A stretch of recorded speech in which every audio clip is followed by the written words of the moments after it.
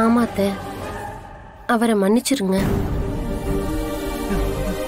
அத்தை, எத்தனையோ பேரு ஒரு பொண்ணை கல்யாணம் பண்ணிக்கிறேன்னு ஆசை காட்டி மோசம் பண்ணிட்டு அந்த பொண்ணுக்கும் எனக்கும் எந்த சம்பந்தமும் இல்லைன்னு போயிடுறாங்க.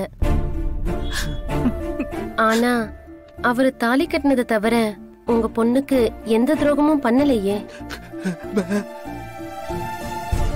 அதுவுமே காதல சொல்ல தைரியம் இல்லாம செஞ்ச தப்புதான் அது. மத்தபடி அவரோட சுண்டு விரல் கூட துளசி மேல பட்டிருக்காது. இப்பவும் கண்ணியமா துளசிக்கு வாழ்க்கை கொடுக்கணும்னு காத்துட்டு இருக்காரு.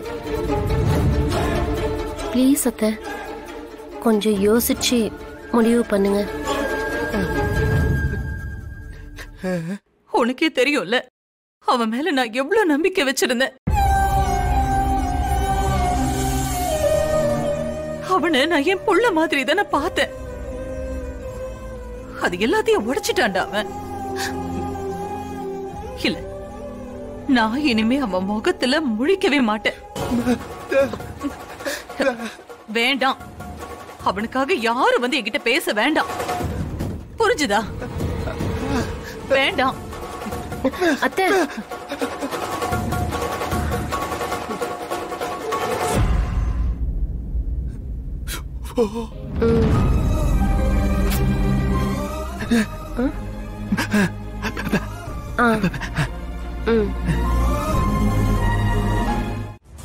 ஆமாண்டா, உன் பொண்டாட்டிய முதல்ல இந்த வீட்டை விட்டு வெளியே அனுப்பு.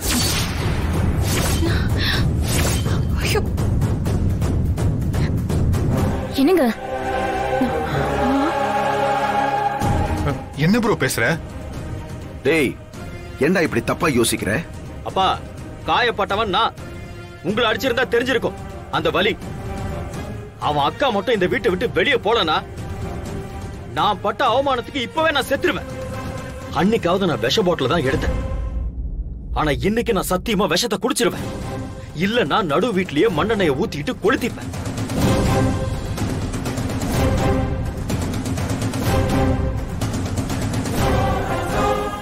என்னங்க பேசுறீங்க? என்னடா இது? ஒரு பிரச்சனை கொழுந்து விட்டு எரியும் போது அதை எப்படி அணைச்சு முடிக்கணும்னு பார்க்காம இன்னும் அதை பெருசு பண்ண முயற்சி பண்றியா நீ? இதெல்லாம் வேண்டாம், விடு. அம்மா, இந்த முடிவுல எந்த மாற்றமும் இல்ல. உங்களுக்கு எல்லாம் சொன்னா புரியாது. இருங்க வரேன். ரகு,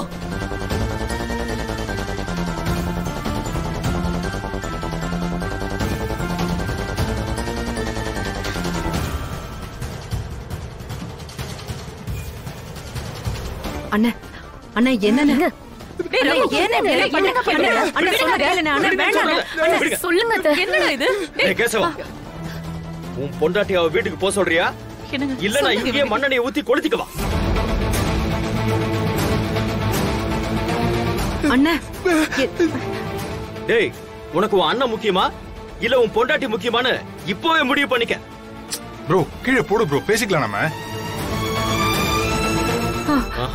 இதெல்லாம் சரியா வராது.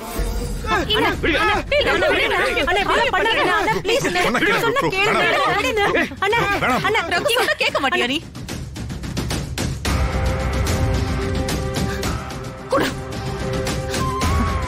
என்ன பாத்துக்கிட்டு இருக்க?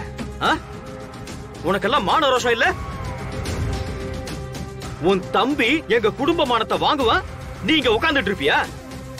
ப்ரோ, என்ன கொன்னுடலான்னு முடிவு பண்ணிட்டியா? போவடியா? ப்ரோ போமாட்ட. உனக்கெல்லாம் இப்படி சொன்னா சரியா வராது. வரேங்க.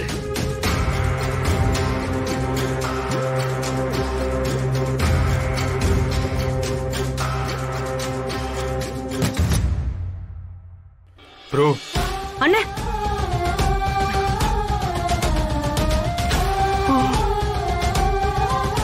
இந்தா உன் பெட்டி எடுத்துட்டு கிளம்பு.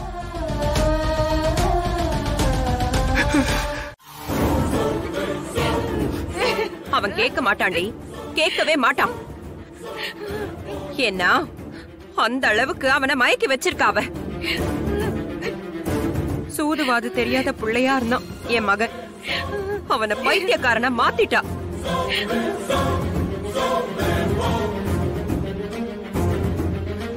அவனை எப்படி நான் இதுல இருந்து மீட்க போறேன்னே தெரியல.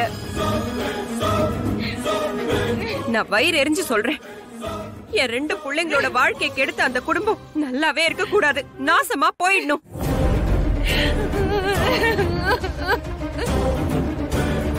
அம்மா திட்டாதீங்க, விடுங்கம்மா. டேய் சும்மா இருடா, அவங்களுக்கெல்லாம் இறக்கமே பார்க்க கூடாது.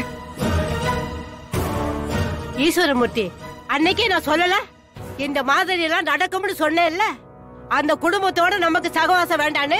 அவங்க எல்லாம் விஷம், உள்ள வந்தா குடும்பத்தையே கெடுத்துருவான். இன்னைக்கு அது நடந்துருச்சுல.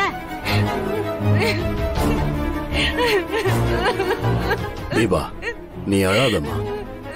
அப்பா நான் இருக்க, உனக்கு என்ன கஷ்டம் வந்தாலும் அதை நான் பாத்துக்கிறேன். இனிமே எந்த காரணத்தை கொண்டும் அவனும் அந்த பொண்ணும் இந்த வீட்டு வாசப்படியை மிதிக்க கூடாது. அவன் எக்கேடோ கெட்டு போகட்டும். யாராவது அவனுக்கு சப்போர்ட் பண்ணி பேசுனீங்க, யாரா இருந்தாலும் நான் தழமொழிகிட்டு போயிட்டே இருப்பேன்.